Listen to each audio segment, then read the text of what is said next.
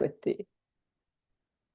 Eh bien, bienvenue à toutes pour cette masterclass sur le syndrome de l'imposteur, qui est à destination des personnes qui accompagnent, mais aussi pour les personnes qui sont dans leur propre développement personnel. Parce qu'en fait, je pense que quelle que soit la femme que nous sommes aujourd'hui, eh bien, il arrive à un moment donné chez nous et il prend aussi pas mal de place.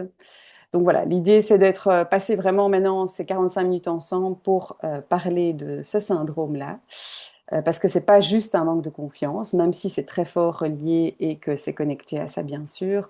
On va aller plus loin là-dedans. L'intention est de mettre de la clarté sur ce mécanisme, d'amener de la compréhension dans ce qui se joue vraiment intérieurement et de comprendre aussi qu'on n'est pas la seule à le vivre, qu'on est en fait pas bizarre, ni débile, ni que c'est une tare ou qu'on n'est pas assez prête, c'est que simplement il y a beaucoup de personnes qui vivent cette chose-là. Donc voilà. Le problème, c'est pas non plus qu'on n'a pas assez de, voilà, de choses en nous qui fait qu'on vit tout ça. C'est simplement qu'on ne se sent pas encore assez en sécurité pour habiter pleinement tout ce qu'on a déjà en nous, tout ce qu'on sait déjà, tout ce qu'on sent et tout ce qu'on a déjà traversé, appris, intégré. Donc ça, c'est un petit peu l'idée, c'est là-dedans qu'on va aller aujourd'hui. Un petit mot sur moi pour celles qui ne me connaissent pas. Donc, je m'appelle Christelle Fischer, je suis coach et formatrice en coaching émotionnel et holistique et je suis conseillère et leader de Terra depuis maintenant 8 ans. Pour celles qui ne connaissent pas de Terra, c'est la plus grande compagnie d'huile essentielle au niveau mondial qui fait des produits absolument extraordinaires. Et moi, après avoir fait une carrière dans la mode, avoir été formée comme coach ici à Bruxelles, et avoir intégré les huiles essentielles majoritairement pour la sphère émotionnelle parce que c'est mon domaine d'expertise principal, eh bien, j'ai décidé de vraiment connecter toutes les sphères qui sont vraiment très chères à moi et qui font partie de l'humain et du bien-être naturel aussi. Donc, j'accompagne des femmes, des thérapeutes, des conseillères, des conseillers sensibles, engagés, c'est majoritairement féminin, donc je ne vais pas très réellement le mettre au masculin en fait. Mais donc des personnes qui sont engagées à mieux comprendre et à réguler ce qui se passe au niveau de leurs émotions, parce que je me suis rendu compte par ma propre expérience moi-même que voilà, on était un peu mal équipé pour tout ça et que si on voulait pas juste faire appel à des anxiolytiques, eh bien c'était intéressant de trouver d'autres solutions aussi par rapport à tout ça. Et puis aussi pas mal développer des pratiques au niveau somatique parce que vous allez voir, et je vais en parler évidemment tout à l'heure, des choses peut-être comme ça isolées ne servent pas toujours, ne suffisent pas toujours par rapport à ça. Donc voilà, ça c'est moi principalement. Je vais juste regarder ici si je vois bien tout le monde. Ok, parfait. Ouais, nickel. Alors, donc ça c'était pour moi. Maintenant, qui est-ce que je suis pour proposer ça? Alors, ben moi, je walk the talk. Et c'est pour ça que c'est un sujet qui me tient fort à cœur aussi. Parce que ben, ces phrases-là, je pense que si vous êtes là ce soir, c'est que vous les avez déjà toutes eues. D'accord? Ces phrases qui ont été partagées aussi par différentes personnes qui m'ont fait des retours. Je vous remercie d'ailleurs par rapport à ça parce que c'est très précieux de savoir exactement aussi comment est-ce que vous, ça sonne quand on a le mot du syndrome de l'imposteur. Mais donc vraiment ces choses de, OK, ça a déjà été vu plein de fois, je vais pas refaire la même chose, pourquoi est-ce qu'il me ferait confiance à moi? Les autres sont meilleurs, ils font ça 10 fois mieux, on se compare, etc. Je suis pas encore assez prête, voilà, je dois vraiment encore, hop, il y a des gens qui arrivent encore maintenant. Et si on ne me fait pas confiance par rapport à ce que je fais, est-ce que j'ai vraiment cette légitimité, etc. Ça sont toutes des phrases qui ont été vraiment partagées et que je pense, on a eu, dites-moi si en tout cas vous avez peut-être eu ces phrases-là qui sont venues à un moment donné chez vous. Ce qui est frappant, c'est en fait de se rendre compte que toutes ces femmes, elles ont envie, elles ont des compétences, elles ont une sensibilité, elles ont une vraie voix, une volonté aussi d'avancer et d'y aller, mais il y a quelque chose qui freine. D'accord? Et souvent, ce frein, on ne le voit pas toujours de l'extérieur, parce que, voilà, de l'extérieur, on peut voir que c'est une femme qui a l'air d'avoir confiance, qui est formée, qui est engagée dans ce qu'elle fait, etc., qui semble responsable et autres. Mais à l'intérieur, on a l'impression que tout se sent comme fragile, comme euh, illégitime, comme si on allait être vraiment vu clairement dans ce qu'on fait. Et c'est à ce moment-là que le syndrome de l'imposteur s'installe vraiment en nous. Alors, il y a beaucoup de personnes qui me sont revenues et je trouve ça super intéressant parce que c'est sûr que le syndrome de l'imposteur et la confiance sont connectés. Ça, c'est clair et net. Mais c'est pas juste ça. D'accord? C'est, on parle souvent de ça en fait comme si c'était quelque chose, une pensée négative et un manque de confiance en nous, mais en fait, c'est beaucoup plus subtil que ça. C'est pas je ne crois pas en moi, mais c'est parfois je dois être irréprochable pour être crédible ou je dois tout savoir pour être légitime, ou je dois être certaine du résultat pour oser proposer ça, avoir vérifié à 100%, etc. Ou je dois avoir l'approbation des autres, donc référence externe, avant de prendre ma place pleinement. Et en fait, ce qui est intéressant par rapport à ça, c'est de comprendre que on peut avoir des preuves qu'on est capable, on peut déjà avoir fait des choses, déjà avoir intégré, déjà être formé, déjà avoir créé aussi des choses par nous-mêmes. Et puis, il y a tout de même cette petite partie en nous, cette petite voix qui est là, un peu le petit saboteur de temps en temps, qui va faire le oui mais si c'était pas bien, oui mais j'ai eu de la chance en fait sur ça, oui mais c'était facile, oui mais la personne était gentille donc elle a fait ça pour me faire plaisir, oui, mais les autres font mieux. Oui, mais je ne suis pas encore tout à fait prête ni au niveau. Et c'est en fait là qu'on voit un mécanisme très important du syndrome de l'imposteur, c'est la minimisation. D'accord? C'est le moment où on va recevoir un compliment et puis en fait, on ne va pas être en mesure du tout de le réceptionner. Ça va être vraiment en fait balayé. Oui, oui, ok, c'est bon, c'est gentil. Merci. Voilà. Bah oui. Qui se reconnaît là-dedans? Je pense qu'il y en a plusieurs. C'est le fait de ne pas vraiment pleinement remercier la personne et de dire, en fait, ça me fait vraiment plaisir. Je te remercie par rapport à ce que tu as dit et de le sentir au cœur de ses cellules. Pas juste dans sa tête. Ok, c'est sympa. D'accord? Mais juste vraiment de le sentir pleinement. On va se dire aussi que si on a un bon retour, c'est que la personne, elle est sympa. Je pense qu'aussi, il y en a plusieurs qui se reconnaîtront peut-être là-dedans. Et puis, on peut réussir quelque chose, mais directement, on va passer à ce qu'il y a après.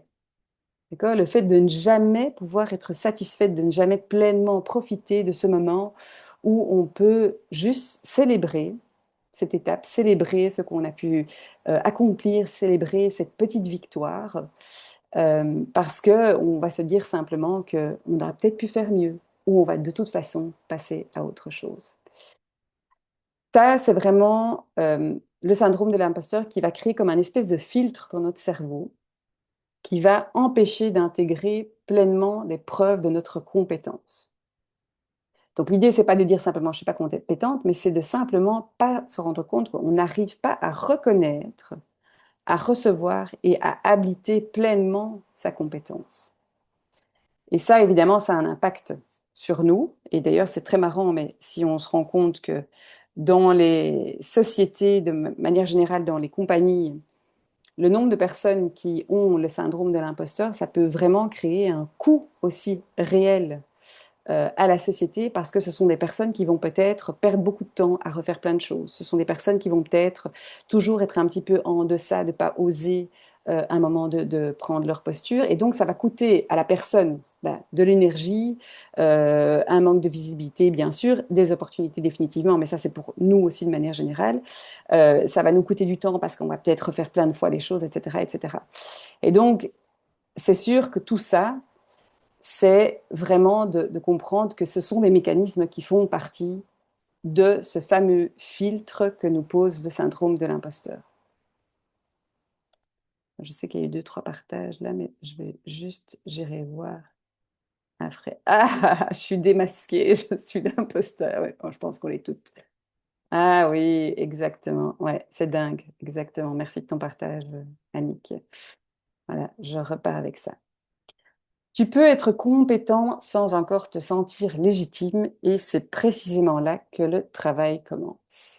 Alors, cette phrase, elle est essentielle parce que beaucoup d'entre nous, on attend de se sentir légitime pour agir, pour avancer.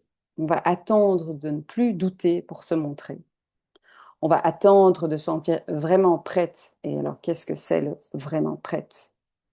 pour vendre, pour proposer ses services, pour démarrer un nouveau projet, quel qu'il soit, euh, ou attendre d'avoir encore une formation supplémentaire qui va nous permettre d'encore plus être soit l'experte, soit parfaite pour pouvoir avancer dans ce qu'on a envie de faire. Mais voilà, la légitimité, elle tombe pas du ciel, comme si on avait commandé, où tout est parfait d'un coup, hein. C'est ma petite histoire par rapport à ça. Je fais une parenthèse, c'est que quand j'ai démarré mon trajet, moi, de développement personnel il y a 10 ans, en 2016, j'étais voir une coach qui m'a accompagnée pendant un certain temps et c'était un très chouette processus et j'avais vraiment besoin à ce moment-là de sentir certaines choses. Et mon premier objectif a été de, euh, d'avoir confiance, confiance en moi. Alors, beau, gros objectif, absolument pas smart, absolument pas concret, complètement abstrait. Et au fur et à mesure que j'ai cheminé, que j'ai répondu aux différentes questions, etc., qui sont posées, je me suis rendu compte en fait que, un, d'abord, je devais vraiment mettre un cadre du concret par rapport à ça pour savoir ce que c'était vraiment que d'avoir confiance en moi. Déjà pour moi, parce que je pense que c'est différent pour chacune d'entre vous ici ce soir, vraiment cette notion de confiance en soi.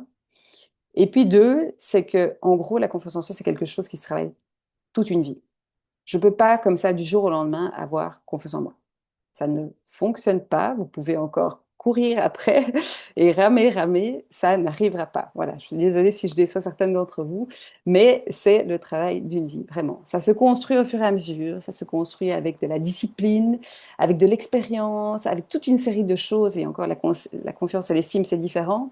Mais ce sont des choses qu'on va, à un moment donné, si c'est quelque chose qui est important pour vous, c'est quelque chose sur lequel on va mettre le focus et pour lequel on va nourrir au fur et à mesure ces choses-là. Donc, c'est évident, voilà, ce que tu viens de partager, Karine, c'est de passer à l'action que la confiance s'installe. C'est vraiment ça, c'est un des piliers qui va aider aussi. Au plus où on va poser des actions, au plus on va gagner en confiance aussi, et au plus on va se rendre compte aussi de nos compétences par rapport à ça. Mais donc, tout ce qui est légitimité, tout ce qui est valeur vraiment, ça va se construire dans l'expérience, dans l'action, dans le cadre qu'on peut poser aussi pour nous, pour les autres, important comme notion. Je reviens un peu plus tard, plus en détail. Dans l'intégration et dans le fait de pouvoir revenir à son corps et se dire, OK, en fait, exactement ce que tu as dit, Karine, je peux avancer même si j'ai une partie de moi qui doute encore. Parce que le but, c'est pas de ne plus jamais douter.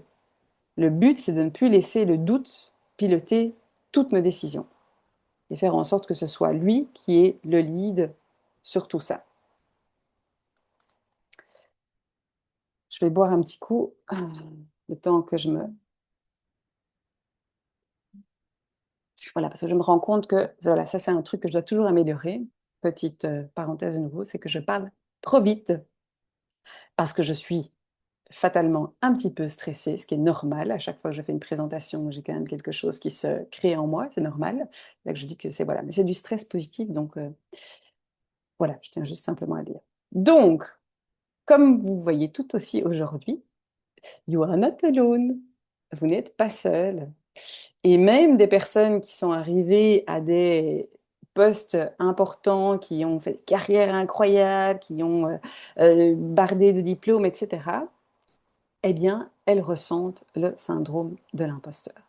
Parce que ce n'est pas uniquement que pour les débutantes. C'est souvent des femmes qui sont sensibles, des femmes qui sont exigeantes, qui sont très responsables, qui sont intelligentes. Et là, vous pouvez tous juste réceptionner tout ça, si vous êtes là ce soir.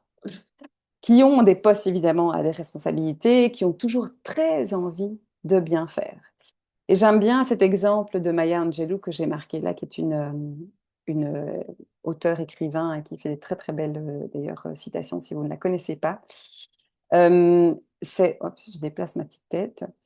C'est le fait que elle a fait une carrière immense. Elle a écrit voilà plein de livres et après son 11e livre, elle disait comme quoi, eh bien, elle a toujours à un moment donné cette pensée interne, cette petite voix de se dire, OK, mais j'ai berné tout le monde, ils vont se rendre compte. Parce que c'est comme si je disais encore à chaque fois, mais non, en fait, là, j'ai tout compris avec le 11e livre, vu qu'elle est très forte dans tout ce qui est psychologie, etc. Et que donc, en fait, tout le reste est presque comme à jeter à la poubelle et qu'elle s'est dit, mais en fait, elle va encore tromper les gens. Et donc, ça, c'est vraiment le fait que même après une carrière immense, même après plusieurs livres et des succès et une reconnaissance planétaire, sa petite voix est toujours là. Donc, le doute n'est pas automatiquement la preuve que tu n'es pas faite pour ça. Loin, loin, loin. Et soyons tout à fait francs et vrais, les personnes qui sont des vrais imposteurs, ceux qui abusent vraiment d'une posture et qui ne passent généralement pas leur... Ce sont des gens qui ne se passent pas le temps à se demander s'ils sont légitimes ou s'ils font bien. Hein. Les gens qui se posent ce genre de questions, ce sont souvent celles qui ont une conscience forte, qui vont se remettre en question, qui vont essayer, en tout cas, de faire en sorte d'être le plus juste possible sur les choses et qui veulent aussi respecter l'autre pleinement. D'accord? Le problème, évidemment, c'est que quand cette conscience se transforme en un peu alerte et autosurveillance permanente, eh ben, on va réfléchir, on va plus réfléchir de la même manière, on va ruminer, on va pas progresser, on va procrastiner, on va se juger à mort, on va tout le temps rester dans un espèce de cycle comme ça, de serpent qui se mord la queue, de procrastination et de blocage. Moi, je regarde juste 2 secondes. Ouais, c'est une pensée récurrente, exactement. L'imposteur ne doute pas, lui. Ah non, non, ça c'est sûr. L'imposteur, il doute pas du tout, du tout, du tout. En fait, il n'a même pas la conscience de ça, lui. Donc voilà. Donc le doute, c'est plutôt quelque chose de positif, j'ai envie de vous dire, si vous voulez retirer une chose par rapport à ce qui vient d'être partagé là maintenant, vu que c'est le signe en fait qu'on veut bien faire. Ça, c'est une chose qui est intéressante. Par contre, quand il prend toute la place, que la voix, elle devient comme la seule stéréo qu'on a à la tête, ça devient une prison. Et là, c'est pas OK, évidemment. C'est là où il faut évidemment réagir.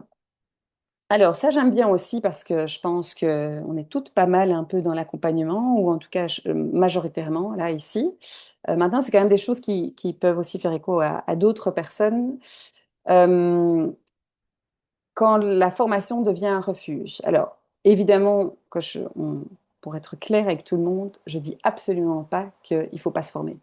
Pas du tout. Pour moi, c'est méga capital, c'est précieux, c'est nourrissant, c'est ce qui nous permet de gagner en clarté, en structure, en compétences, en profondeur, en sécurité dans notre pratique. Ça, c'est super important. Vraiment, je ne vais absolument pas aller vers cela.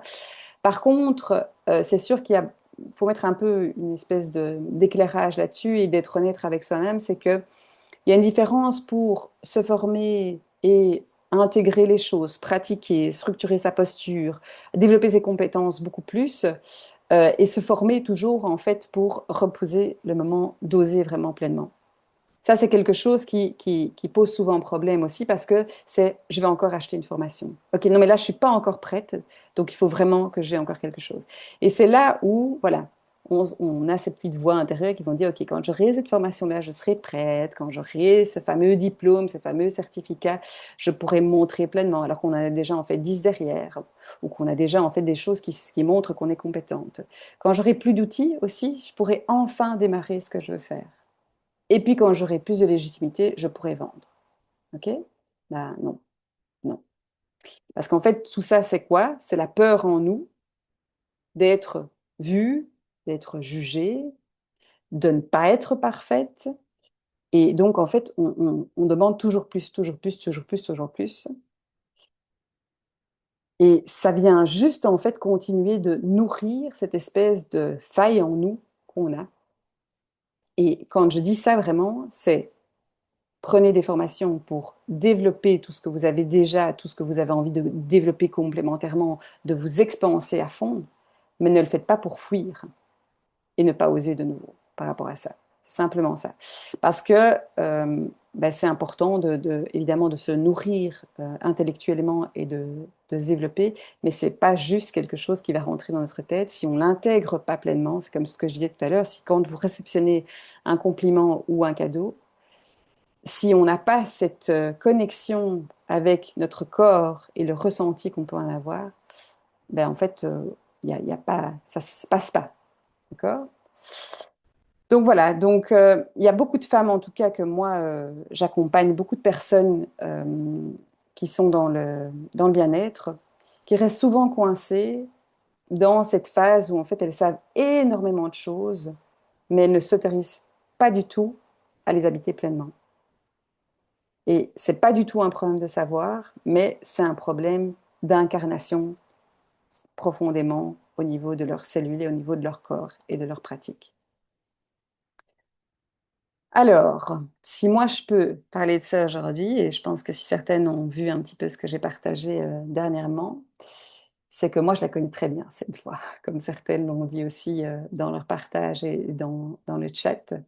Je ne suis pas au-dessus de ce mécanisme, je le connais bien, d'accord? Je l'ai connu quand j'ai démarré mes études et que j'ai été choisie pour participer à un master en pleine session, en pleine année que je faisais où j'avais pas encore terminé mes études de mode. Donc j'avais vraiment été comme une privilégiée d'avoir cette opportunité. Moi, j'ai toujours vu comme ça, j'étais une privilégiée.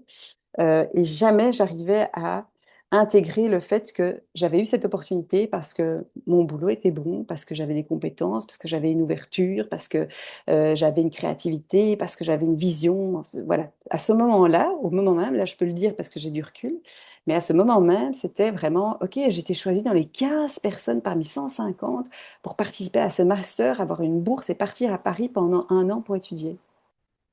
Voilà.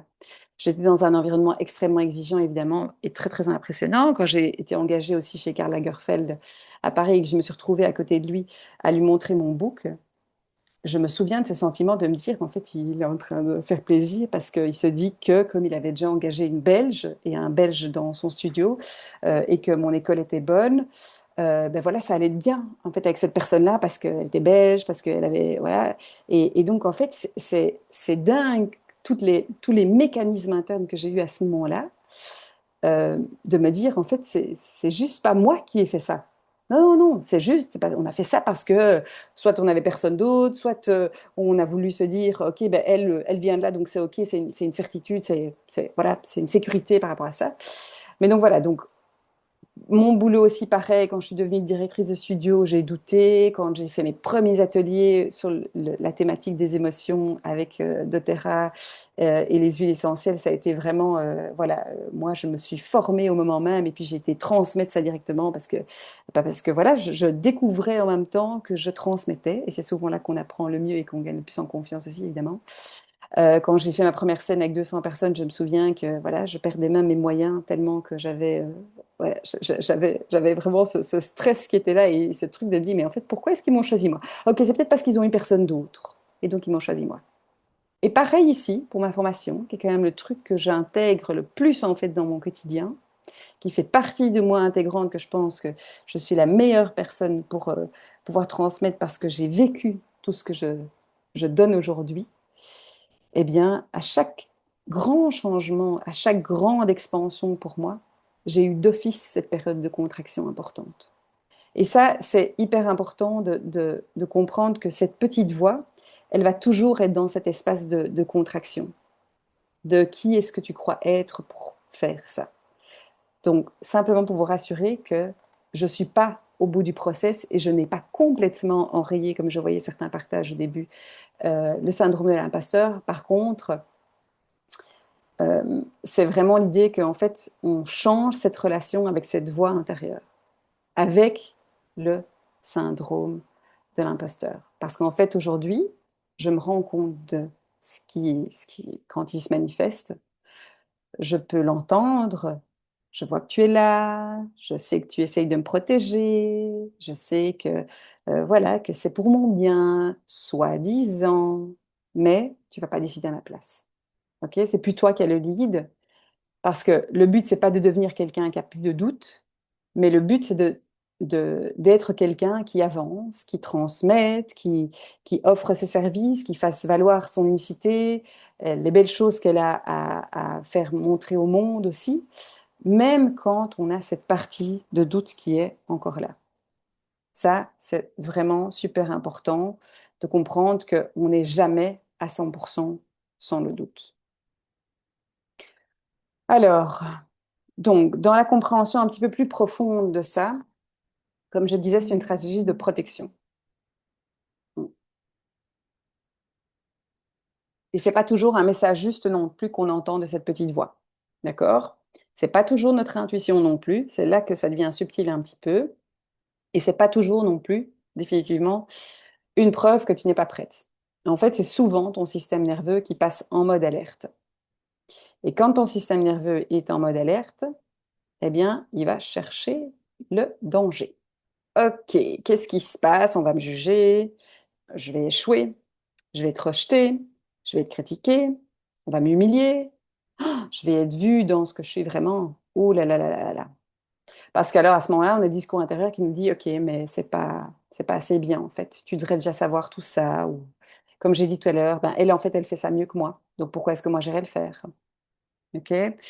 Et toutes ces phrases qui sont comme ça tout le temps en boucle, qui vont, en fait, créer une réalité intérieure qu'on porte nous-mêmes et qui nous crée comme un espèce de petit monde, hein. On sait toujours que le cerveau, comme on le dit souvent, ne fait pas de différence entre ce qu'on pense et ce qu'on vit réellement.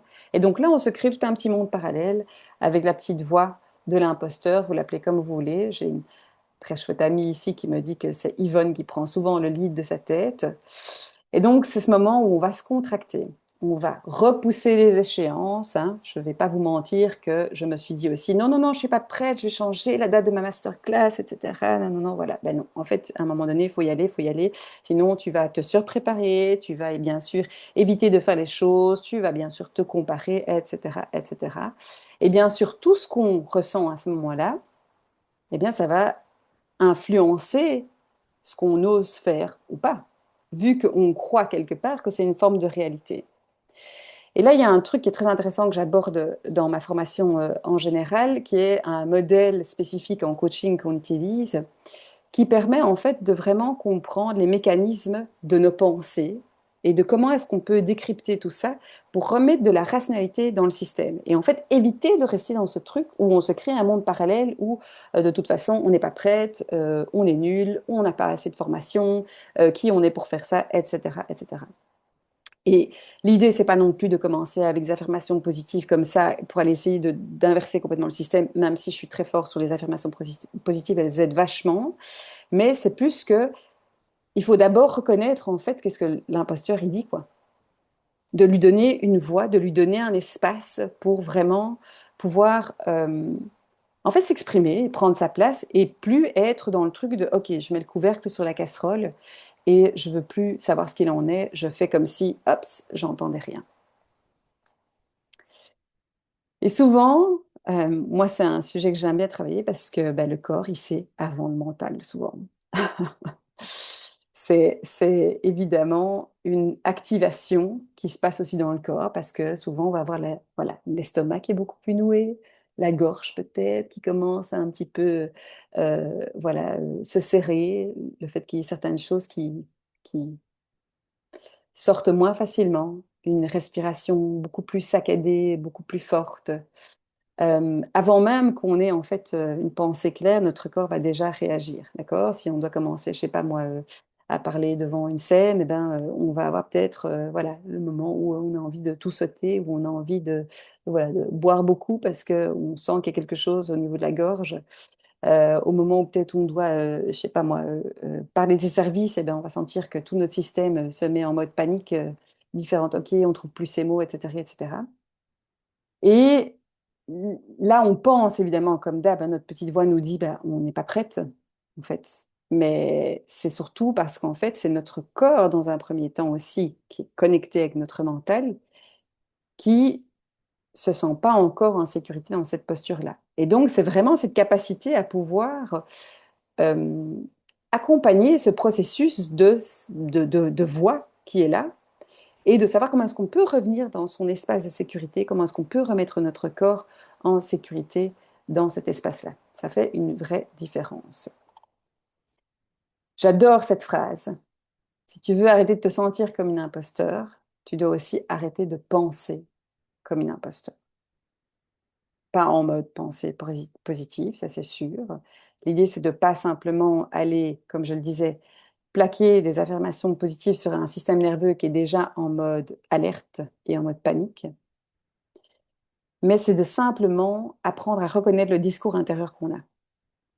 Hein, parce qu'il a ses phrases bien sûr préférées, je les ai déjà dit, hein, on n'est pas parfaite, on doit tout savoir, je dois faire tout seul, je dois être forte en tout temps, si c'est difficile, ben, je ne vais pas faire, bla bla bla bla bla.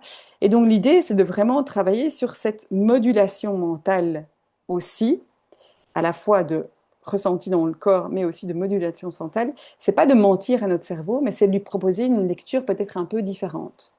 Ok, genre, je suis pas prête, pourrait être, ok, je suis pas prête, mais en fait, je suis en train d'apprendre à prendre ma place, peut-être.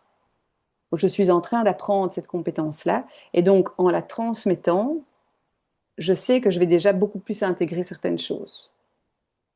Les autres sont meilleurs, c'est, pour toutes celles qui se comparent, et je sais qu'il y en a nombreuses ici, c'est les autres, elles ont leur propre chemin, tu regardes toi-même, toi tu as ta propre voix, ta propre expérience, ta sensibilité, et la seule personne à qui tu peux te comparer, c'est toi, il y a quelques jours, il y a quelques mois, il y a quelques années. Mais donc, c'est juste l'idée de simplement entendre ce que l'imposteur veut dire pour ne plus lui laisser ce lit, le micro, comme je dis, où il va simplement euh, toujours continuer à nourrir ses pensées qui vont devenir de plus en plus irrationnelles. Donc, l'idée, c'est vraiment de revenir dans le rationnel et dans le corps en termes de sécurité. Alors, les 5 visages de l'imposteur, et là, je pense que ça va être très, très intéressant. J'aurais dû mettre A, B, C, D, mais voilà, vous pouvez le faire. Donc, Valérie Jung, qui est quand même une des pros et des références sur tout ce qui est le syndrome de l'imposteur, elle parle en fait de 5 grands profils qu'elle ne voit pas tellement comme des cases, mais plus comme des miroirs. D'accord? Donc, l'idée, là, maintenant, de ce que je vais vous expliquer, c'est de ne pas vraiment se dire, OK, je vais mettre une étiquette, encore un truc, alors moi, je suis HPI, alors moi, je suis machin, alors voilà, blablabla. Non, c'est pas du tout de mettre ça. C'est de simplement prendre conscience de certaines choses au niveau, peut-être, de nos fonctionnements, qui peut, qui peuvent justement réagir de manière un peu criante par rapport à ce syndrome de l'imposteur. Alors, le premier, la perfectionniste, on va dire petit a, comme ça vous me mettrez dans le chat dans celle que vous reconnaissez aussi le plus, je serais curieuse de voir. C'est celle qui pense, alors, si c'est pas impeccable, je ne suis pas légitime. Ok. Elle se fixe des standards inatteignables et pour elle, la moindre erreur est un échec, mais échec au sens négatif du terme. Les gens qui voient l'échec comme une phase de progression, c'est différent. Là, elle va travailler 2 fois plus et pour elle, le résultat sera toujours insuffisant. Ok? Vous pouvez mettre dans le chat si jamais vous vous sentez après. Retenez juste un petit peu ce que j'ai dit parce que c'est vrai que je vais quand même vous les donner toutes. Il y en a qui vont dire, alors moi je suis A, B, C. L'experte, elle pense, si je ne sais pas tout, je n'ai pas le droit d'y aller ou de faire. Hein, là, je pense que je reconnais 1 ou 2 personnes dans l'assemblée. Elle estime ne jamais savoir assez. Elle passe sa vie à accumuler des formations, des certifications, et elle refuse d'avancer tant qu'elle n'a pas 100% des compétences demandées. La soliste, elle pense que si j'ai besoin d'aide, c'est que je ne suis pas vraiment capable, en fait, hein, parce que demander de l'aide, c'est quand même un peu un aveu d'incompétence, et donc elle va préférer s'épuiser plutôt que de déléguer. La superwoman, elle va penser, si moi je tiens pas tout, la nana qui gère un peu tout, hein, je pense qu'il y a pas mal de mamans là-dedans dans l'assemblée qui se reconnaîtront là-dedans, je ne vaux pas assez. Et elle veut exceller partout dans tous les domaines. Milieu pro, milieu familial, milieu social, tout ce qui est spirituel, tout ce qui est caritatif, tout ce qu'elle va faire en dehors, vraiment, tout doit être parfait. Et le moindre manquement chez elle va déclencher une énorme crise d'illégitimité, en fait, de tout ce qu'elle va aborder, quoi. Et le génie naturel pense que, ça c'est très intéressant, si c'est difficile, c'est que je ne suis pas douée. Là, je serais intéressée de voir qui répond à ça. Et donc, si une chose ne vient pas facilement, on va considérer qu'on n'est pas fait pour ça, en fait. Et que l'épreuve, l'effort, en fait, qu'on va mettre là-dedans, c'est une preuve comme quoi on n'est pas compétent. D'accord? Ce n'est pas une preuve d'expansion, de croissance, de prendre de développer certains acquis complémentaires. Non, c'est juste de dire, OK, mais ça, je ne sais pas faire, quoi. Ça, je sais pas faire, donc de toute façon, si c'est trop compliqué, c'est que je suis vraiment pas bonne à ça. OK? Et donc, juste de reconnaître, en fait, n'hésitez pas à le mettre dans le chat dans quel profil vous vous reconnaissez. Je serais curieuse de lire ça. C'est déjà juste qu'on reconnaisse en fait, c'est assez libérateur dans le processus parce que on se rend compte qu'est-ce qui se joue, qu'est-ce qui est. C'est un peu comme les petites voix qu'on aborde aussi dans le coaching. C'est vraiment, OK, quel est le manager qui se met au front et qui prend le mic et qui commence à dire, OK, ben, moi, c'est moi qui suis là et voilà. Je regarde un petit peu juste, voilà, sur, OK, intéressant, intéressant. Ah, j'adore vos partages. Ok. Ouais. Ok, bon, voilà. Je regarderai le reste après, mais donc, ouais, intéressant de voir ce que vous avez mis. C'est chouette de voir que vous êtes reconnu là-dedans. All right, let's go. On continue. On est presque encore un petit temps, et puis après, voilà. Alors, ce que ça crée évidemment pour toi tout ça, quand il prend le lead, je l'ai déjà mentionné, hein, mais on surprépare, on va repousser, on va minimiser à fond la valeur. Ça, je pense que ça, c'est un des trucs les plus fréquents. On va aussi, hein, je pense que celles qui peuvent lever la main, les overgivers, là, on va toujours donner trop. On va prendre aussi beaucoup de choses des autres. Ça, pas du mal à mettre ses limites et à prendre aussi tout ce qui vient un peu de l'extérieur. On va pas oser poser son cadre, on va pas oser poser les choses clairement. Ça, c'est vraiment de comprendre aussi qu'on n'est pas là non plus pour sauver, absorber, réparer. En fait, on est là pour créer un espace aussi en tant que thérapeute. On est là pour créer un cadre, une présence, une sécurité pour l'autre, une clarté, mais certainement pas d'avoir une responsabilité par rapport aux résultats que l'autre a dans son processus, d'accord? Que ce soit pour les personnes qui sont conseillères de terrain, comme pour les coachs, praticiens ou les réflexos, les massos, etc. Il y a vraiment ce truc de on fait du mieux qu'on peut, mais donc simplement de comprendre que ce mécanisme, évidemment, influence terriblement notre posture. Alors, la vraie transformation, c'est que, évidemment, on ne sort pas du syndrome de l'imposteur avec plus de pression, hein. L'idée, c'est d'avoir quelques leviers par rapport à ce qui change vraiment, à ce qui peut vraiment changer quelque chose. Je l'ai déjà mentionné, mais donc c'est de nommer ce qui dit, de dédramatiser, ok? De plus prendre tant d'importance à ce qui a été dit. C'est comme quand on va vous dire, vous allez recevoir peut-être 9 commentaires super positifs sous une publication, sous une vidéo ou un retour, par exemple, de masterclass ou de choses que vous allez faire. Et puis, vous allez recevoir un négatif. Vous allez d'office retenir que le négatif, puisque le cerveau, il est connecté, il va aller vers ça. Mais là, c'est quand même de un peu remettre du rationnel et de se dire qu'on va revenir au fait, quoi. OK, mais sur les 10 commentaires, j'en ai eu 9 de positifs et puis j'en ai eu un négatif, OK? Alors, qu'est-ce qui est vrai là-dedans? Qu'est-ce qui est vrai dans ce que l'imposteur me dit? Qu'est-ce qui est vrai dans cette petite voix? Qu'est-ce que moi j'ai déjà fait? Quels sont les retours que j'ai eus? Quelles preuves mon système est en train de minimiser? Ok? Qu'est-ce que je suis en train vraiment de faire, cette espèce de petite bataille intérieure? Et on revient au corps. Parce qu'un système nerveux en alerte, je l'ai déjà dit, il ne peut pas être dans une posture stable, il ne peut pas être en mesure de prendre des décisions qui sont juste parce qu'il est trop dans l'émotion, il est trop dans une phase où tout est comme un peu comme ce qu'on a vécu ces derniers jours où il y a une canicule de malades et tout est un peu en alerte comme ça. On est un peu, tout est irritable, tout est compliqué et voilà. Et puis on agit. On agit avec le doute. Pas en attendant qu'il disparaisse, hein, parce que le but c'est évidemment pas qu'il disparaisse et de ne plus jamais douter, mais le but c'est de certainement ne plus laisser le doute piloter nos propres décisions et notre propre vie en fait, ce qu'on a envie de faire pleinement. Alors, vous savez évidemment que moi j'utilise les huiles essentielles comme des merveilleux catalyseurs de transformation, d'accompagnement, d'expansion. Elles sont certes pas des baguettes magiques, mais par contre elles accompagnent le travail intérieur de manière fabuleuse. Elles sont de puissantes encres d'intégration. Elles vont pas effacer ton syndrome de l'imposteur comme ça d'un coup, mais elles vont par contre soutenir notre corps, notre système émotionnel dans une nouvelle expérience et dans la reprogrammation dans ce qu'on va faire vraiment. Parce que l'olfaction, elle va parler directement au cerveau émotionnel, qui est le cerveau limbique. En quelques secondes, on va avoir une réaction. d'apaisement, de joie, de libération, quoi que ce soit. Et ça devient donc un ancrage puissant. Et une huile va soutenir en fait un rituel, une intention, une pratique somatique et un moment de régulation. Et comme vous avez compris que le rôle du système nerveux est super important dans tout ce que j'ai partagé, et c'est une des premières phases qu'on fait, c'est de vraiment venir réguler au niveau du système nerveux. Alors, j'ai mis quelques huiles, parce que l'idée, c'est pas de faire un cours non plus sur les huiles essentielles qui vont travailler ça, ça vient beaucoup plus loin. Euh, de mélanges et d'huiles qui peuvent vraiment servir en fait à travailler sur les différentes choses, que ce soit au niveau de la confiance, que ce soit au niveau de ces petites voix.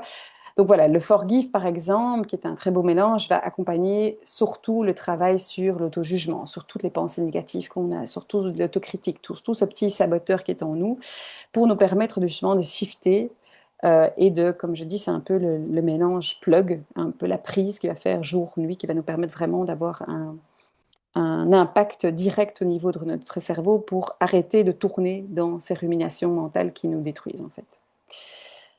Le DDR prime, il va symboliser et il va travailler sur tout ce qui est clarté, renouvellement et changement de schéma ancien ancré. Ça, c'est surtout pour si on a toujours la même petite voix qui revient. Genre, t'es pas assez, t'es pas capable. Parce que j'ai pas parlé de ça, parce que sinon je faisais une masterclass qui allait durer 2 heures, mais tout ce qui est référentiel au syndrome de l'imposteur vient évidemment des messages du passé, vient évidemment d'une partie de l'éducation, vient évidemment de certaines choses de nos parents, et je les blâme pas du tout parce qu'ils ont fait du mieux qu'ils peuvent. Euh, mais le fait peut-être d'avoir eu des discours contraires aussi. Ok, ça c'est super, mais là, tu as vraiment été pas bon, hein. Tu vois, franchement, là, il faut améliorer. Tu as fait 80% partout, mais il y en a une où tu as eu 75. Ça, franchement, c'est vraiment pas bon. Conditionnement ancien, toutes les remarques qu'on a pu avoir, toutes les choses de l'éducation vont d'office avoir un impact très fort sur ce qu'on ressent aujourd'hui avec ce syndrome de l'imposteur. Je continue vite fait. Le lemongrass, c'est vraiment celle qui va nous aider à nous libérer de la stagnation, à nous libérer de tout ce qui nous colle à la peau, qui n'est pas non plus de nous, toutes les énergies extérieures. Et vraiment l'idée de soutenir, en fait, de couper avec cet ancien discours qui se répète, qui se répète, qui se répète, qui se répète. Donc c'est très intéressant. D'ailleurs, c'est une huile que j'utilise énormément et que j'appelle l'huile des thérapeutes parce qu'elle a une potentialité de nettoyage énergétique assez incroyable. Et puis il y a le balance et le Shirin-yoku, alors ça je vais parler des deux un peu ensemble, qui vont vraiment aider à revenir dans l'ancrage, à revenir dans le corps, à revenir dans cet espace où on peut vraiment être pleinement en sécurité en nous et cultiver cette sécurité intérieure pour apaiser le système nerveux qui est souvent trop voilà, en alerte. Et la rose, bien sûr, ou le géranium qui viennent nous soutenir dans cette connexion à notre propre valeur, à la douceur, à l'autocompassion, à la capacité aussi à recevoir et à cette énergie beaucoup plus féminine qu'on a, qui est l'énergie yin. Donc voilà, l'idée c'est de vraiment pouvoir accompagner notre processus de transformation, notre processus justement de travail sur le syndrome de l'imposteur de manière holistique avec l'olfactif, parce que l'olfactif c'est un des sens primaires qui est le plus développé chez nous et qui nous permet en fait de bypasser le mental, même si on a des choses qui sont là et qui sont plus puissantes. Alors, je vais vous proposer maintenant, pour celles qui ont envie, et ça va être assez court, mais comme ça, on va pouvoir faire un petit espace, voilà, d'intégration aussi peut-être, de se poser. Vous pouvez mettre votre caméra off si vous avez envie. L'idée, c'est de prendre une huile. Si vous avez une huile chez vous, pour celles qui en ont, pour celles qui n'en ont pas, eh bien, vous faites simplement la pratique là maintenant. Je vais proposer une petite expérience, là, toute courte, mais qui va juste simplement aller poser les choses. Donc, mm, allez chercher vos huiles peut-être. Je vais regarder ici. Voilà, si tout le monde plus ou moins revient dans l'espace, prenez ce qui vous convient, ce qui vous parle aujourd'hui. Hmm. Moi, je vais aller avec, je pense, la bergamote.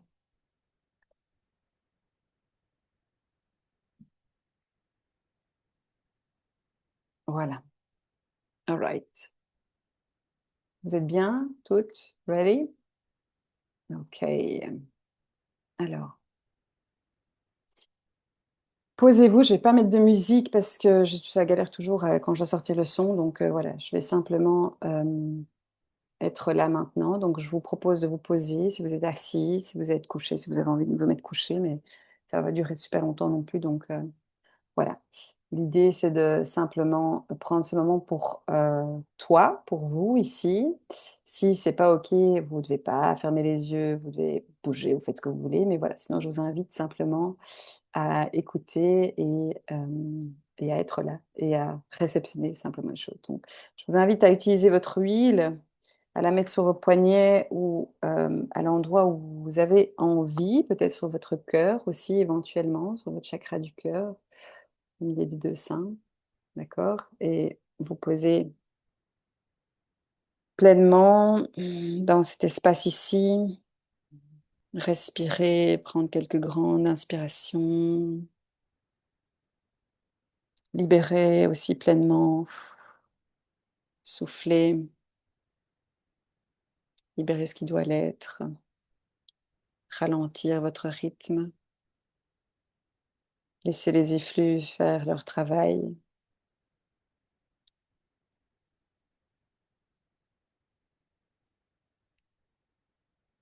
Et puis, se ressentir. Fermez vos yeux et ressentez les points de contact de votre corps avec la chaise, avec l'endroit où vous êtes posé. Votre corps qui est soutenu par la terre et porté. Sentez aussi s'il y a des tensions qui sont présentes dans votre corps. Si vous pouvez simplement vous ajuster, vous pouvez poser aussi une main sur le cœur et une main sur votre ventre pour ressentir pleinement le souffle, prendre conscience de sa respiration sans la modifier, simplement observer. Et à chaque inspiration, et chaque expiration, on laisse le corps s'alourdir un peu plus, se déposer, déposer tout ce qu'on porte. Ok. On observe simplement ce qui se passe dans le corps. Pas besoin d'analyser quoi que ce soit. On ressent. Peut-être qu'il y a une sensation, peut-être qu'il y a un espace qui s'ouvre. On laisse simplement aller la respiration plus longue, plus grande. Et on laisse l'odeur de l'huile essentielle faire son travail, sans mentaliser quoi que ce soit.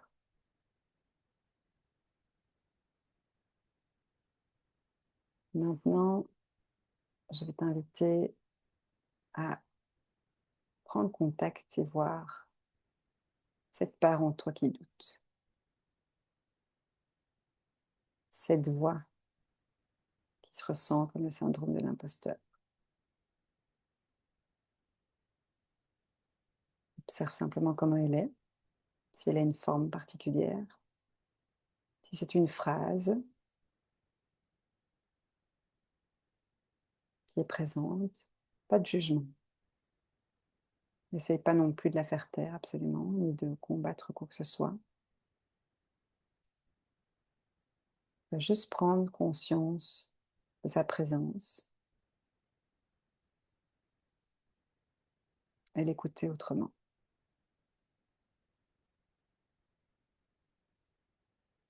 Connecter avec elle. Lui demander qu'est-ce qu'elle essaye de protéger. Observe ce qui vient. De quoi est-ce qu'elle a peur?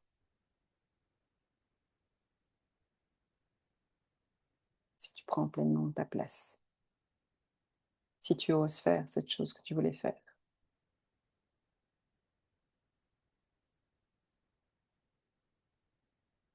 Laisse venir simplement.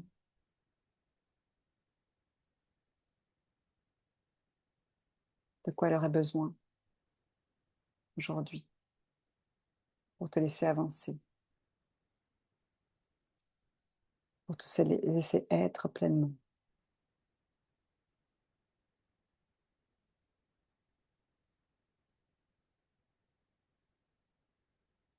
Et aussi, regarde si elle a un message à te passer.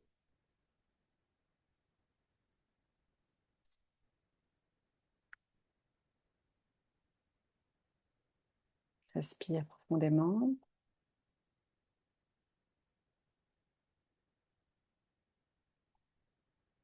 et observe ce que ça crée en toi.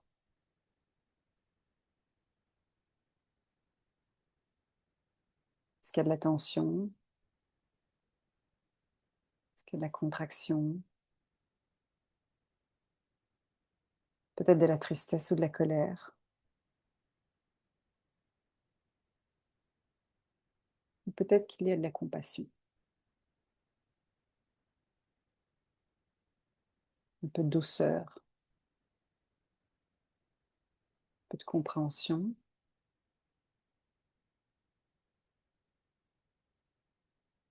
Un remerciement pour cette part qui essaye de te protéger,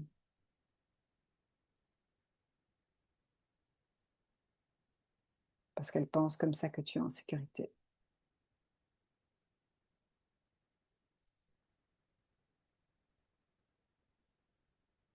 Respire pleinement et remercie-la.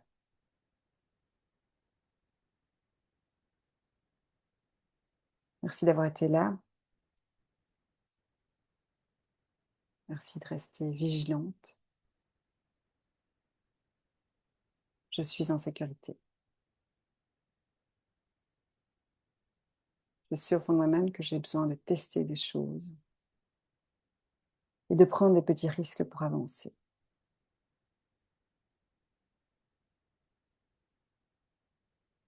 Je sais que tu as peur, mais moi, je sais au fond de moi que je peux y arriver, que je suis capable. J'avance petit pas après petit pas et je suis en sécurité. Et je le ressens dans tout mon corps, dans mes cellules. Je suis apaisée. Et je sais que tu seras encore là, me faire grandir, me faire évoluer vers cette prochaine version de moi.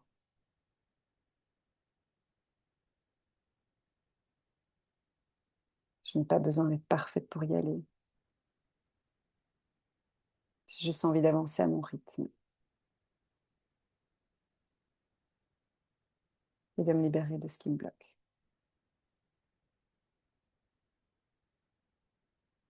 Je suis en sécurité. Ressens pleinement ça dans l'entièreté de ton corps. Cette sensation que tu peux cohabiter avec cette petite voix.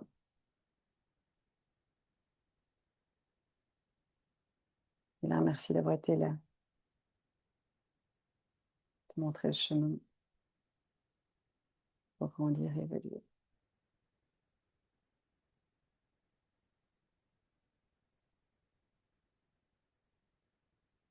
Prends une grande respiration et observe simplement maintenant comment tu te sens,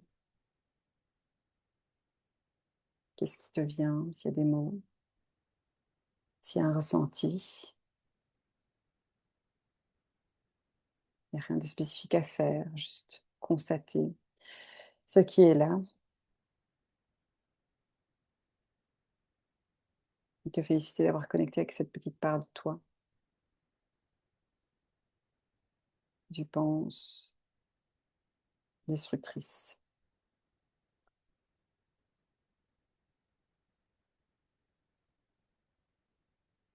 Et quand ce sera juste et bon pour toi,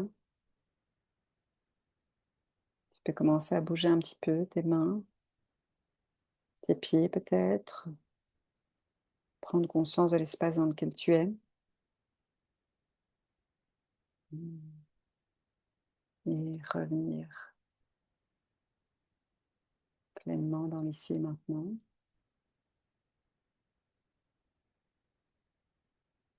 Tu peux rouvrir tes yeux quand ce sera bon pour toi.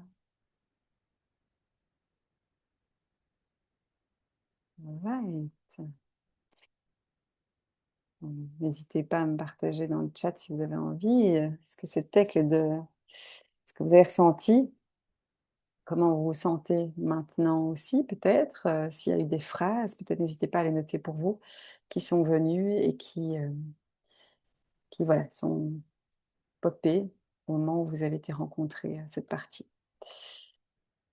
Alors, je continue, on est presque à la fin là, donc ce qu'on a vécu là maintenant, c'est pas juste un petit exercice, mais c'est une manière en fait de rentrer avec, en relation avec ce qui se passe à l'intérieur de nous, au niveau émotionnel, au niveau corporel, au niveau de nos ressentis, au niveau de notre système nerveux, au niveau de toutes ces parts qui nous composent nous-mêmes, celle qui doute, qui contrôle, qui veut bien faire, avec les huiles comme un soutien d'ancrage. Et c'est exactement à partir de ce type d'approche que moi j'ai construit ma formation en coaching émotionnel et holistique. C'est une approche où on ne reste pas uniquement dans la tête, on apprend définitivement, on comprend les choses, ça c'est sûr, mais surtout on ressent, on travaille sur la régulation, on pratique, on intègre les choses, c'est vraiment ce que j'appelle de l'embodiment. Alors, qu'est-ce que c'est que CEH, qui en fait est la formation de coaching émotionnel et holistique? C'est une formation qui allie le théorique et la pratique, celle que j'aurais rêvé d'avoir quand moi j'ai commencé, et donc celle que j'ai mis au monde, qui est mon bébé, qui relie bien sûr la compréhension des émotions au système nerveux, les pratiques somatiques, la compréhension des huiles essentielles, la posture d'accompagnement qu'on a aussi, et l'intégration au niveau personnel. Parce qu'on ne peut pas, en fait, accompagner profondément les autres si on n'a pas soi-même fait le job avant, traversé, expérimenté et intégré toutes les choses. Et donc, on va apprendre à, bien sûr, comprendre les émotions dans leur profondeur, réguler le système nerveux, utiliser des pratiques somatiques comme l'EFT, la visualisation, l'olfaction, les ancrages, les rituels corporels, etc.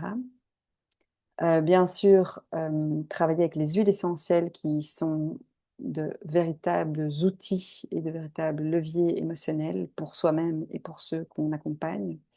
Comment est-ce qu'on pose un cadre clair? Comment est-ce qu'on apprend à poser ses limites aussi? Quel est le travail qu'il y a là derrière aussi? Parce qu'il y a plusieurs couches. Et comment est-ce qu'on peut accompagner sans tout prendre des autres ou vouloir absolument les sauver ou les porter?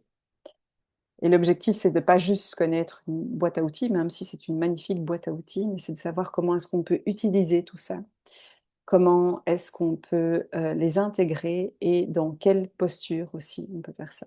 Parce que on va travailler la compréhension et l'incarnation. Comment est-ce que je reste présente, comment je pose mon cadre, comment je choisis une pratique par rapport à certaines choses, comment je construis ma confiance aussi au fur et à mesure sans me perdre. Ça, c'est vraiment capital. Deux, trois petits mots sur ce que c'est que cette formation vraiment et comment est-ce elle est composée. C'est pas une formation qu'on consomme vite, vite comme ça, c'est vraiment un parcours personnel pour soi. Et il y a du contenu, bien sûr, mais il y a du temps pour intégrer les choses. Il y a les espaces live qui sont très importants chaque semaine pour poser ses questions, pour avoir vraiment aussi toute la matière, l'information, pour avoir un vrai accompagnement par rapport à tout ça, pour avoir aussi des pratiques qu'on intègre aussi en même temps pour vraiment avoir le scope global. Parce que c'est important aussi de voir toutes ces choses qu'on peut intégrer par nous-mêmes. Donc, il y a évidemment dans la formation des pratiques concrètes, il y a des contenus bien spécifiques, des modules qu'on suit à son propre rythme entre les différents lives. Il y a des ressources plein, plein, plein. Il y a vraiment une bibliothèque d'informations à la fois sur les différentes émotions, sur les différents outils qu'on utilise aussi pour nous-mêmes et puis pour accompagner, parce que comme j'ai dit, tout passe d'abord par nous. Et des protocoles évidemment au niveau émotionnel et un module qui est tout nouveau, qui vient d'être rajouté là maintenant, qui est un module spécialement business énergétique et médias sociaux avec Émilie de Decker. Donc c'est 8 semaines de formation live, 8 semaines de modules à suivre aussi à son rythme. Moi, j'ai vraiment cette nouvelle cohorte là est vraiment encore plus incarnée que les précédentes, et autant dire que les précédentes étaient déjà géniales. Mais voilà, parce que l'idée, c'est de pleinement aller d'abord construire toute sa structure intérieure pour vraiment être euh, à même de pouvoir transmettre ça à l'extérieur aussi en toute confiance. Parce que la confiance est vraiment un des piliers capitaux aussi de la formation. Et du coup, je vous laisse quand même un petit peu partager Enfin, je vous laisse un peu lire les différents témoignages de retours qu'il y a eu des différentes cohortes que j'ai déjà fait. Parce que ça parle pas seulement en fait du résultat, tous ces partages, ça parle vraiment d'une transformation intérieure, de confiance retrouvée, de clarté aussi par rapport à ce qu'elles ont vécu quelque part, d'intégration, cette sensation de ne plus être dans le flou et d'en fait d'avoir vraiment vécu une expérience et de traverser ses propres résistances pour aujourd'hui être mieux en termes d'assurance, être mieux protégé, être mieux dans ses baskets, être mieux dans sa posture de manière globale. Certaines personnes se diront, OK, est-ce que c'est pour moi ou pas? Alors, c'est sûr que, comme je l'ai dit, ce n'est pas une formation à commencer vite, vite. Il y a différentes choses par rapport à ça, mais l'idée, c'est vraiment de comprendre que tu peux accompagner, c'est pour accompagner et comprendre les émotions avec plus de profondeur. C'est s'octroyer vraiment un vrai espace pour se développer aussi soi-même, arrêter de douter constamment de sa légitimité. Et c'est pour ça que ce sujet me parle particulièrement, qui est le syndrome de l'imposteur. On ne l'effacera jamais. Mais par contre, on peut apprendre vraiment à naviguer et avancer avec. Si tu veux intégrer les huiles essentielles comme des vrais soutiens émotionnels pour toi ou pour accompagner, si tu veux pratiquer, expérimenter, renforcer ta confiance et ta posture intérieure avec des outils de manière somatique aussi, qui vont te permettre d'aller beaucoup plus loin que ce que tu proposes déjà peut-être aujourd'hui, et surtout t'offrir un espace de transformation personnelle, pas seulement une formation personnelle, professionnelle. C'est pas pour toi si tu veux juste collectionner une formation de plus sans pratiquer, ça c'est sûr et certain, c'est pas que de la théorie, donc c'est pas du tout intéressant de le faire dans cette optique-là. Et si tu cherches seulement des outils sans être prête à les intégrer et les expérimenter et les embody réellement, eh bien, c'est pas pour toi non plus. Alors, si tu choisis d'aller plus loin, moi j'ai créé cette formation parce qu'elle m'a vraiment manqué à un moment clé dans mon parcours. Et donc, c'est vraiment l'idée d'avoir cette globalité, cet embodiment complet. Donc, c'est pas juste une formation sur les émotions, comme j'ai dit, c'est pas juste des outils, c'est pas juste des huiles essentielles. C'est vraiment une formation qui regroupe un tout, les émotions, le corps, le système nerveux, les pratiques, les huiles essentielles, ta posture, etc. Et surtout comment intégrer tout ça de manière cohérente. Alors, il y a une offre Early Bird pour l'instant qui sera valable jusqu'au 3 juillet. C'est c'est vraiment cette offre qui est hyper intéressante, évidemment, pour ce que tu vas pouvoir en retirer. Et si tu veux aller plus loin, et en tout cas que je te dis, OK, ma tête peut-être me dit non, mais voilà, mon corps, je sens que c'est un grand oui. Pour celles qui ont envie de se lancer maintenant, avant le 30 juin, minuit, eh bien, il y aura un accès offert à mon programme Focus et Clarté, qui est vraiment 7 jours, mais qui peut être tiré un petit peu plus long, parce que 7 jours, c'est quand même vachement intense, surtout si tu n'as pas le temps. Mais c'est super intéressant pour en fait remettre de la clarté sur ce que tu as envie, tes priorités pour le second semestre de l'année, remettre l'intention sur ce que tu souhaites avoir, ce que tu souhaites voir créer, etc. pour toi aussi. Donc, l'idée ici, c'est pas de tout te pousser à décider dans la peur, ni dans l'urgence, ni quoi que ce soit, mais sache qu'en tout cas, c'est présent là. Et puis voilà, si c'est une décision claire et alignée maintenant, l'idée, c'est de, voilà, de pouvoir t'aider un petit peu à rester en mouvement aussi après cette masterclass. Donc là, je vais juste essayer d'aller chercher mon lien pour le mettre dans le chat pour celles qui auraient envie directement d'aller voir les différentes informations. Il faut juste que je trouve où est-ce que j'ai mis ce lien. Il est visible pour vous là, mais je voudrais juste pas aller sur ma formation. Donc voilà. Donc cette offre avec le prix Early Bird, donc comme je le disais, à 447 € est valable jusqu'au 3 juillet. Je vais mettre l'offre directement dans le chat. Hops, voilà. Comme ça, vous pouvez aller voir. Je reste évidemment disponible pour toutes les questions. Je vais maintenant couper l'enregistrement et laisser l'espace pour ça. Mais donc voilà, comme quoi, si ça vous dit d'aller plus loin, si ça vous dit de faire ce voyage de 8 semaines avec moi, de gagner en confiance, etc., let's go, c'est pour vous. Euh, et il y a plein de belles choses qui se passent. Je suis toujours une personne très, très humble dans ce que je partage de manière générale. Donc, vous allez d'office avoir plus que c'est pourquoi vous signez aussi. Donc, voilà. Je vais arrêter maintenant l'enregistrement. Hop, arrêter.